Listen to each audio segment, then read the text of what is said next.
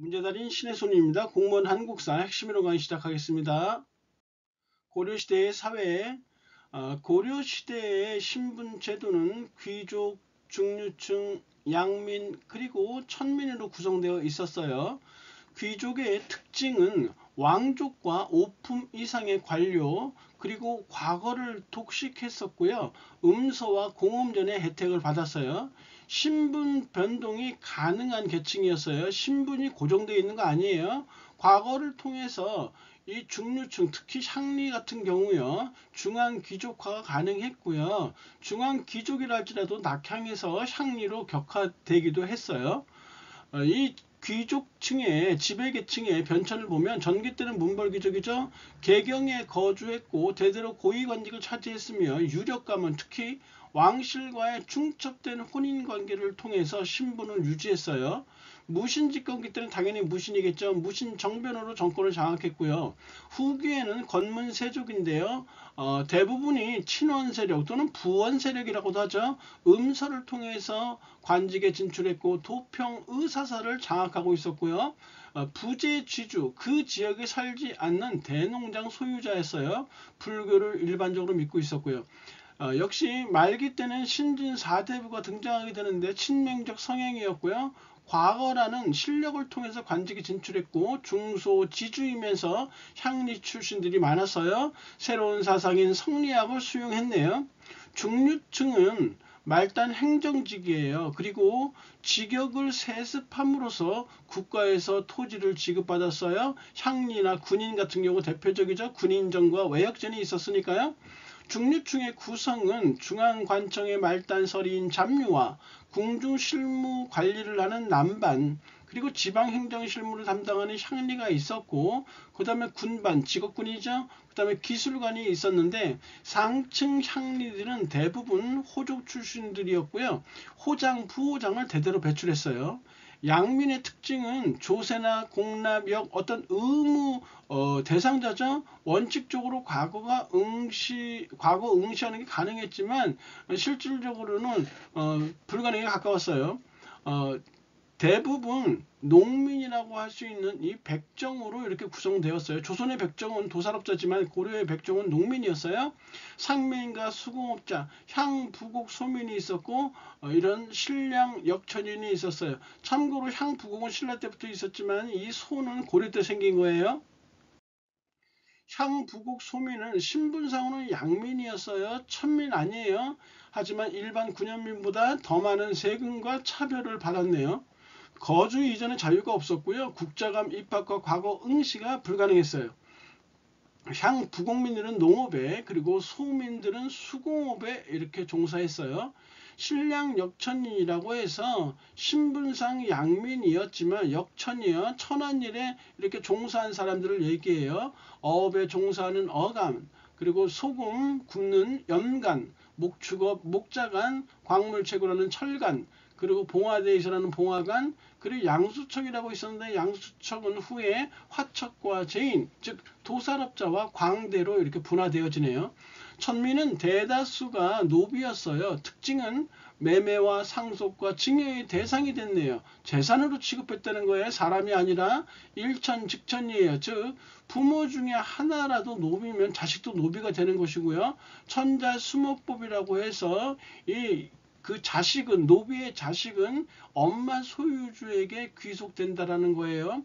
구성은 공노비와 사노비가 이렇게 있었었는데, 공노비는 다시 공영노비, 이병노비라고도 해요. 공영노비와 외고노비로 나눠졌고, 사노비는 그 주인과 같이 사는 이 솔고노비와 외고노비로 이렇게 나눠졌는데, 공노비와 사노비 중에서 이 외고노비는 개인 재산을 소유할 수 있었고 가정도 독립적으로 꾸릴 수가 있었어요.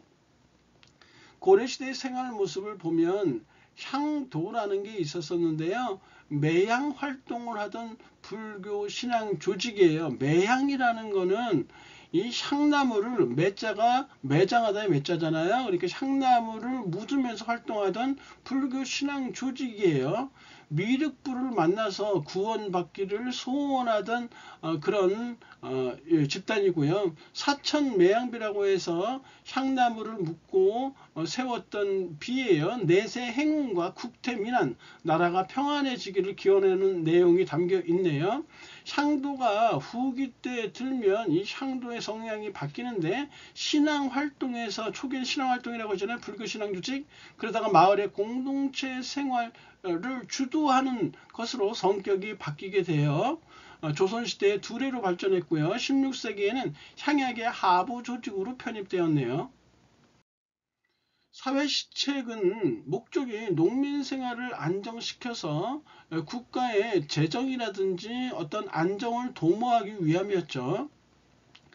사회시책의 종류를 보면 태조 왕건 때 흑창을 이렇게 실시하죠. 진대법, 고구려의 진대법을 계승한 춘대 춘합의 전형적인 빈민구제책이었어요. 성종 때 의창이란 이름으로 개칭되었고요.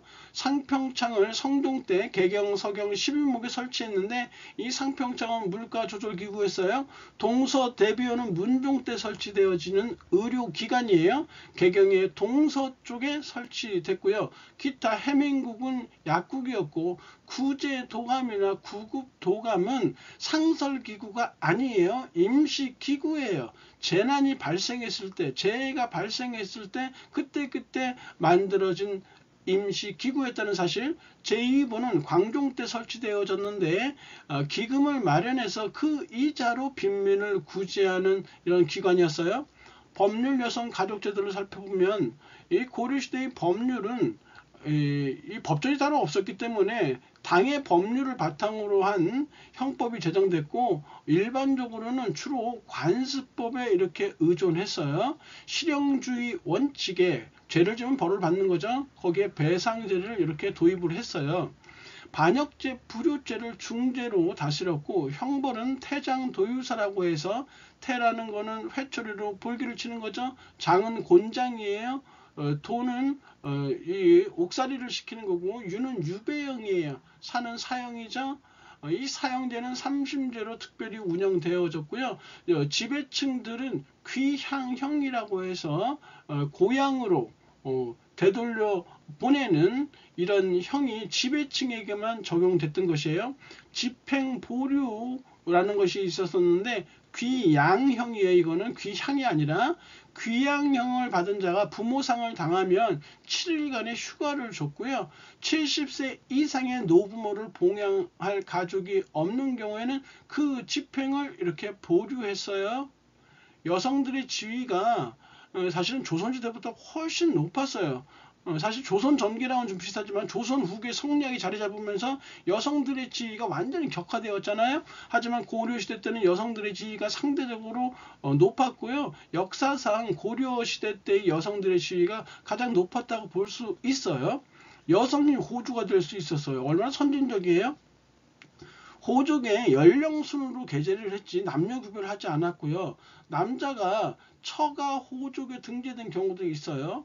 그리고 음서가요. 사위나 외손자에게까지도 적용이 되었어요. 재가가 자유로웠고요. 재간의 자선이라 할지라도 관직 진출에 제한받지 않았다는 사실 굉장히 중요해요. 여성의 지위가.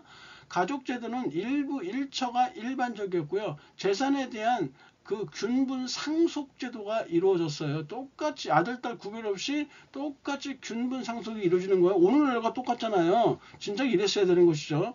아들이 없으면 딸이 제사를 지내는 윤행제가 있었네요. 예시 문제.